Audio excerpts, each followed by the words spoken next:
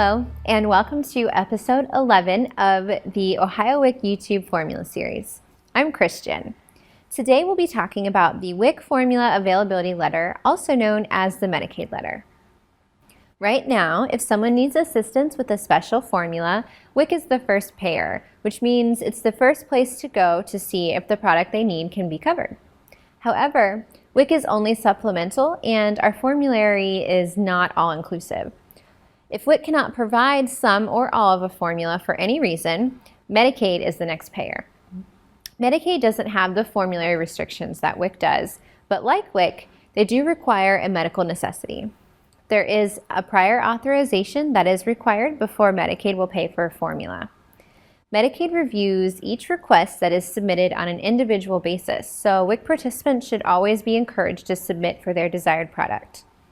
Medicaid will generally cover kosher or halal products or forms of formulas like ready-to-feed that WIC can't for medical or religious reasons, but not for preference. The Children with Medical Handicaps or CMH program is the payer of last resort and covers products not obtained from WIC and Medicaid. In order to fill out the letter, you'll need to insert the date at the top. You'll also include the name of your clinic or project in the first blank. In the next areas, you will document the participant's name and the formula they have been prescribed. Then you will check one of the boxes. Either they need more quantity of formula than WIC provides, so you would need to check the first box and indicate how many containers of which product the participant receives. If the participant requires two different formulas or a formula that WIC does not provide, you could check the second box and indicate the formula in question. The third checkbox is for those who do not qualify for the WIC program. Since the quantity of formula provided can change on a monthly basis for infants, there is a spot to clarify how many cans of infant formula are provided each month if needed. The last line on the letter is for the health professional to put his or her name and contact information. Medicaid should be aware of WIC's formulary. Each year, a document with Ohio WIC's formulary and adjusted full package amounts is sent to Medicaid via state WIC. Locally, you should also share this information with your Medicaid contacts and durable medical equipment or DME providers as well. Because Medicaid is regularly made aware of WIC's formulary in maximum quantities, there are only two circumstances where the letter should always be provided. Those are when two or more formulas are prescribed and if the participant has been determined as ineligible for WIC. Otherwise, WIC should only provide the Medicaid letter if it is requested or they think it would help in a specific situation. The various Medicaid managed care plans all work differently and have different networks and providers. WIC staff's role is simply to provide the letter directly to the participant when needed. If WIC staff is occasionally requested to fax it to another entity, that's fine too. Participants should be encouraged to contact their Medicaid managed care provider directly to ask about their processes and to provide them with the letter from the WIC clinic. A DME is chosen and the participant's physician sends the prescription to the DME. The DME works with the Medicaid managed care provider to obtain approval. No further information should be required from WIC.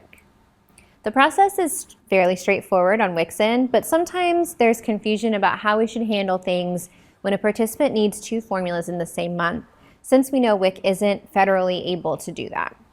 So let's go through a scenario together. You are a WIC health professional working with a 4-year-old at his recertification appointment. The mother tells you that they are making their own recipe for his tube feeding that includes Peptamen Jr. and super soluble DuoCal, among other things. The prescription is written for 4.5 cans of Peptamen Jr. per day and 2 cans of DuoCal each month. What should you issue for this child? The first thing you should do is determine if both requested formulas are authorized on Ohio WIC's formulary. If one is and one isn't, you would issue the benefits for the WIC authorized formula and provide the Medicaid letter for the one WIC doesn't provide. In this case, both Peptamen Jr. and DuoCal are covered by WIC, and either one could be issued to a participant at this age. So the next thing you should do is consider the amount of the products requested and determine if the WIC maximum allotment is enough to cover the entire prescribed amount for either one. In this case, 4.5 cans per day of Peptamen Jr. would be 135 to 140 cans per month. But the absolute maximum that WIC can provide of that product is 107 cans per month.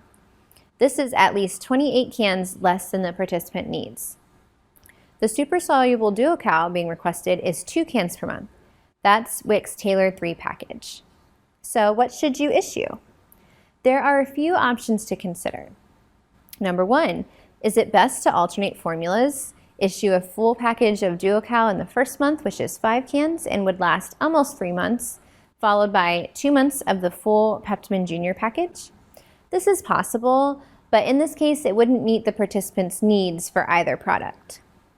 Number 2, is it best to issue the full Peptamen Junior package and no DuoCal? This is also possible, but mom would run a deficit every month and would therefore need to work with Medicaid and CMH for 2 different formulas in addition to the partial amount she's getting from WIC, which might be a hassle for her.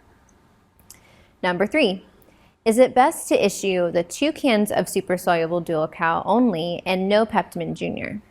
This is possible and would meet the entire needs for one of the formulas, so mom would only need to work with Medicaid for 1 product instead of 2. None of the options above are wrong. Which one you choose would also depend on mom's situation and preferences, which you should definitely take into account. Just remember that sometimes it's easiest for everyone for WIC to provide the product that can be covered in full if possible, even if it's the smaller quantity or more specialized product. Medicaid and CMH can cover the other product, and there's potentially less paperwork and hassle. Please note that additional written guidance for the WIC formula availability letter can be found in APL 2016-21 and Policy Section 310.1. More information about Medicaid coverage can be found in APL 2017-23. A copy of the letter itself is sent out at least once per year around September and can also be found in Appendix 300 in Ohio WIC's Policy and Procedure Manual. If you need the letter in a Word document as opposed to PDF, just ask me or your Nutrition and Administrative Services consultants. I hope this was helpful. Thanks for watching and stay healthy, Ohio.